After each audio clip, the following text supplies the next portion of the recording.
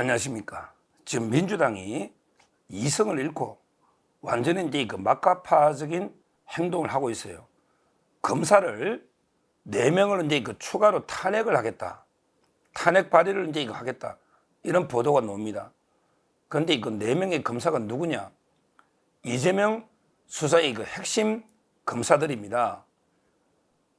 바로 이제 그 강백신, 그리고 이제 음희준, 그 다음에 그 박상용, 그리고 이제 김영철 검사에 대해서 탄핵을 발의한다. 이게 왜 심각하냐면요. 탄핵을 발의하면 이제 그 헌법재판소의 결정이 나올 때까지 직무가 정지돼 버리는 이게 심각한 문제다. 헌법재판소 심리하면 이제 다 이기겠지만 그 사이에 검사들 손발이 묶여버리잖아. 직무가 정지되면. 그래서 이게 심각한 문제입니다.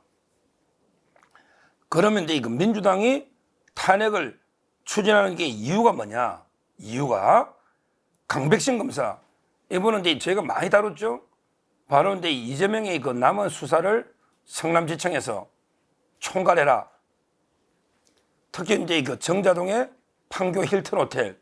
이걸 이제 강백신 검사가 차장 가서 직접 성남지청에서 한다. 이렇게 제가 방송과 보도가 나왔죠. 그러니까 이제 그 강백신의 손발을 묶기 위해서 탄핵을 하는데 사유 자체가 황당합니다. 사유가 뭐냐면 이제 강백신 검사가 중앙지검의 반부패 3부장, 1부장 있었잖아요. 근데 그때 서울 중앙지검에 있을 때 이제 그 뭐랬냐면 이제 그 윤석열 대통령의 명예훼손 사건을 수사하면서 이제 그 위법하게 압수하겠다. 이 말은 이제 검찰의 수사 대상이 아니고 검수완박이니까 명예훼손은 검찰의 수사 대상이 아닌데 위법하게 왜 윤석열 대통령의 명예훼손 사건을 검찰에서 직접 수사를 했느냐. 이걸 가지고 탄핵하겠다는 거예요. 황당하죠. 윤석열 대통령의 명예훼손 사건, 이게 단순하게 명예훼손 건입니까? 그게 아니죠. 우리가 오늘 아침에도 제가 이제 방송했지만 신앙님이 하고 이제 김만배 씨다. 이렇다면요. 이분들이 어떤 죄입니까? 근데 단순하게 윤 대통령 명예훼손이 아니잖아요. 대통령 선거와 관련해서 이게 엄청나게 중대한 범죄, 선거범죄는 이게 가능하거든요, 옛날에. 무엇보다 돈이 왔다 갔다 해서 배임죄잖아요. 배임 1억 6,500 돈도 받고 돈도 주는 배임 수재죄, 배임 정제죄 뭐 이런 이제 범죄거든요. 따라서 이제 경제범죄 아닙니까? 경제범죄. 얼마든지 검찰이 수사할 수 있는 거죠. 부패나 경제는 게 언제든지 할 수 있는 거예요. 지금 2개라도. 그리고 이제 뭐 시행령으로 이제 그 한동훈 장관 때 많이 좀 넓혀놨잖아요. 따라서 이제 그 충분히 검찰에서 수사할 수 있는 국기를 흔드는 이런 이제 대선의 공작이고 거기에 돈이 왔다 갔다 배임 이런 게 있기 때문에 얼마든지 저는 부패 경제 다 이게 수사할 수 있는 거거든요. 이걸 그냥 직접 수사했다고 탄핵을 하겠다? 이런 이제 말도 안 되는 이런 이제 그 행태를 보이고 있다. 민주당이. 왜? 성남지청에서 이재명에 대해서 다시 수사하면서 영장을 또 칠 것 같으니까 5단계 올린 그 판교 힐튼 호텔. 그래서 이제 강백신에 완전히 그 손발을 묶어버리는 이런 게 탄핵을 하겠다. 말도 안 되는 짓을 하고 있습니다. 그 다음에 2번째 검사 중에 음희준 검사. 음희준. 이분은 이제 제가 그랬잖아요. 32기 중에 선두주자다. 이분이 대검의 양석조 반부패 부장 밑에 반부패 기획관이었거든요. 기획관. 32기예요. 음희준은. 원래는 이제 이분이 중앙지검의 4차장 올랐는데 아마 양석조 검사장이 붙잡는다. 제가 이렇게 들었는데 근데 이번에 그 승진 위해서 이제 부천지청장으로 갔거든요. 지금 현재 그 부천지청장입니다. 검사장 승진 1순위죠. 음희준. 이분이요. 이분은 이제 그 대구 영신고등학교 나와서 대구 영신. 그 다음에 서울대 경제학과 나와서 서울대 대학원의 법학과를 수료하고 연수원은 이제 그 32기인데 선두주자입니다. 이분이 우리 특수의 최고 32기 중에 선두자인데 이분을 탄핵하겠다. 왜? 이분이 대장동 사건을 다 총괄했거든요. 서울중앙지검의 반부패부장 할 때 대장동 사건을 이제 총괄했는데, 근데 문제는 이게 뭘 가지고 탄핵하느냐 그러면 탄핵 사유가 없잖아요, 대장동에. 그러니까 이제 들고 놓은 게 2011년. 야, 이게 지금 몇 년 전입니까? 2011년 한명숙 총리의 재판 도중에 재소자를 불러서 허위 진술을 강요했다. 이게 말이 됩니까? 2011년이면 13년 전이잖아요. 근데 그때 한명숙 총리, 좌파들에게 한명숙이가 지금도 뭐 억울하다고 믿고 있는 모양인데, 한명숙이가 이제 뇌물 받은 거는 그 수표가 다 나왔잖아요, 동생은 이제 전세 보증금 수표가 다 나가. 일부에 대해서는 이게 대법원에서 만장일치로, 대법원이 만장일치로 유죄가 나온, 이게 바로 이제 한명숙 총리 거이죠. 좌파들에게 가장 한명숙 건을 지금도 계속 공작이다, 조작이다 하는데 뭘 공작하고 뭘 조작, 대법원에 만장일치로 유죄가 나왔잖아요. 일부 금액에 대해서. 그리고 전부의 유죄가 금액이 얼마입니까? 근데 그때 재소자를 불러서 허위 진술을 강요했다? 그게 감찰하고 몇 번 수사했는데 밝혀진 게 없잖아요. 문재인 때 얼마나 재수사를 했습니까? 한명숙 건. 그런데 새로 밝혀진 게 전혀 없잖아요. 13년 전에 걸 가지고 지금 탄핵하겠다? 이게 말이 됩니까? 이런 게 완전히 막가파 행태를 하고 있다. 엄희준. 이렇게 두 번째 봅니다. 그 다음에 박상용 검사도 제가 어제도 다뤘잖아요. 박상용 검사는 이제 수원지검의 부부장 검사로 이재명의 쌍방울 대북 송금의 핵심 실무자입니다. 부부장 검사로. 이분이 나이는 81년 어리고 38기 어린데 수사를 거의 총괄했고 계속 술자리 회유했다고. 이걸 탄핵하겠다는 거예요. 공판을 막으려고. 왜? 공판을 직접 책임지고 있거든요. 그런데 이화여가 술자리 한 게 일관된 진술이 있습니까? 술자리의 날짜와 술자리의 장소 계속 바뀌잖아. 계속. 거기 무슨 그리고 쌍방울의 카드까지 다 조사했잖아. 술자리가 없었다는 걸.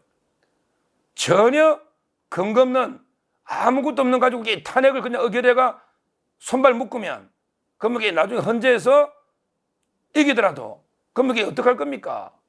말도 안 되죠. 박상용 검사, 제가 그게 꼭 지켜야 된다 몇 번 방송했지 않습니까? 지금 이게 탄핵하겠다는 거 아닙니까? 와, 아무리 이재명의 방탄이 중요해도 이건 해도 너무한 거죠. 그리고 이제 마지막에 김영철 검사, 김영철. 이 검사는 이제 제가 장시호 녹취록 할 때 이야기했잖아요. 이거는 이제 장시호 씨가 친구한테 과장하려고 오히려 이제 김영철 검사하고 상당히 친한 것처럼 오빠 하면서 또 이게 심지어 뭐 불륜설까지 친한 것처럼 이게 거짓말을 했다가 장시호 씨가 다 자백을 했잖아요. 자기가 이제 과장 거짓말한 거라고, 친구한테 과시하려고. 근데 아무런 이런 게 잘못도 없는 일방적인 장시호가 친구한테 이야기한 이 녹취록 아닙니까? 오죽하면 정유라 씨도 거기에 가짜다, 조작이다 다 이야기하잖아요. 이런 가짜 조작 녹취록 하나 가지고 검사를 탄핵해버린다. 이게 말이 됩니까? 진짜 민주당이 이 정도면요. 이 정도면 옛날에 노무현이가 이제 검사들하고 대화할 때 이 정도면 막 가자는 거죠. 이 정도면 막 가자는 거죠. 뭐 이랬잖아요. 저는 민주당의 행태가 그렇다 봅니다.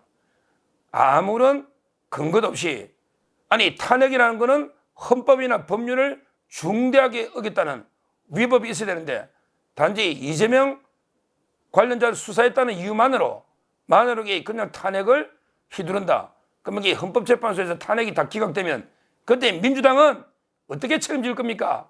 어떻게 책임질 거예요? 이런 아무리 국회 다수당이라도 아무런 헌법이나 법률 위반이 없는데 단지 이재명을 수사했다는 이유만으로 탄핵을 한다. 그래서 결론이 헌재 나오기도 전에 완전히 정지시켜 버린다. 이게 말도 안 되죠. 저는 이 정도 되면 민주당이 완전히 이성을 잃고 이제 완전히 개망나니 짓을 하는 게 아닌가 이렇게 봅니다. 지금 이제 이 정도면요, 저는 검찰도 움직이 됩니다. 특히 이원석 총장 이 정도면 이제 갈 때까지 갔잖아요. 아무 사유 없이 검사들에게 무더기로 탄핵한다. 옛날에 안동환 검사 탄핵에서 기각됐잖아요. 그다음에 그 이정섭, 그다음에 그 손준성, 지금 이게 4명 또 하면 이게 몇 명입니까? 이원석 총장 이제는 이게 진짜 말이 아니고 행동으로 나서야 된다. 평검사회의도 하고 그다음에 간부회의도 열어서 강력하게 민주당의 검찰 파괴 공작에 대해서 강력하게 비판하고 대응을 해야 된다. 먼저 총장이 앞장서서 검찰 조직이 전부 들고 일어나야 된다. 이걸 첫째 대안으로 말씀드리고, 두 번째 중요한 게요, 검찰이 여기에 위축되면 안 됩니다. 오히려 민주당이 말도 안 되게 검찰을 파괴하려고 이런 반법치 망동을 민주당이 벌일수록 검찰의 칼은 더 예리해지됩니다. 오히려 민주당이 때릴수록 검찰의 칼은 예리해지됩니다. 그 예리한 정의의 칼로 오히려 이재명을 더 철저하게 다 기소해야 됩니다. 다 기소해야 돼. 원칙대로. 일체 봐줄 필요 없다. 그래서 빨리 법하나 쪼개기 후원금도 기소하시고, 그 다음에 그 정자동 호텔도 빨리 기소하시고, 기소. 그 다음에 2402호 옆집도 이게 다 됐잖아. 이미 작년 12월에 넘어왔잖아. 기소하시고, 무엇보다 그 배소연의 80억도 빨리 영장을 치거나 조사해서 다 기소하는, 이게 바로 검찰은 공격이 최선의 방어다. 공격이 최선의 방어입니다. 민주당이 말도 안 되는 망동, 이런 데 법치 파괴, 민주 파괴 행위를 할수록 검찰은 맞을수록 더 단단해지게 됩니다. 검찰의 칼이. 그래서 원칙대로 이재명 일당의 범죄는 다 철저하게 기소하시고요. 전혀 주눅들 필요 없다. 그 다음에 이원석 총장 이하 검사들은 이걸 그냥 바라보고 있으면 안 되잖아요. 검사들이 다 들고 올라서 민주당을 규탄합니다. 그러면 국민들도 검찰의 손을 잡아줍니다. 지금 민주당이 말도 안 되는 탄핵 이런 걸 자꾸 하고 있기 때문에 국민들도 검찰이 적극 나서면 국민들도 검찰의 손을 잡고 힘을 실어줍니다. 검사들이 스스로 자기 일을 지키려 하지 않는데 독립성을 누가 국민이 도와주겠습니까? 그냥 검찰청 없이가 수사관으로 강등하게 되는데 검사들이 가만히 있으면요, 이게 뭐 됩니까 이거? 검사들이 스스로 나서지 않으면 국민도 안 도와줍니다. 스스로 지키려 하지 않는 자 누가 도와줍니까? 검찰이 직접 들고 올라야 되고, 그 다음에 이재명 일당의 범죄에 대해서는 원칙대로 전부 기소하라. 이게 바로 민주당의 그 탄핵 망동에 대해서는 대응이다. 이렇게 한번 강조하면서 정말 이게 그 심각한, 이거는 엄청난 문제입니다. 반드시 그 검찰이 들고 올라야 된다. 이렇게 다시 한번 강조합니다. 감사합니다.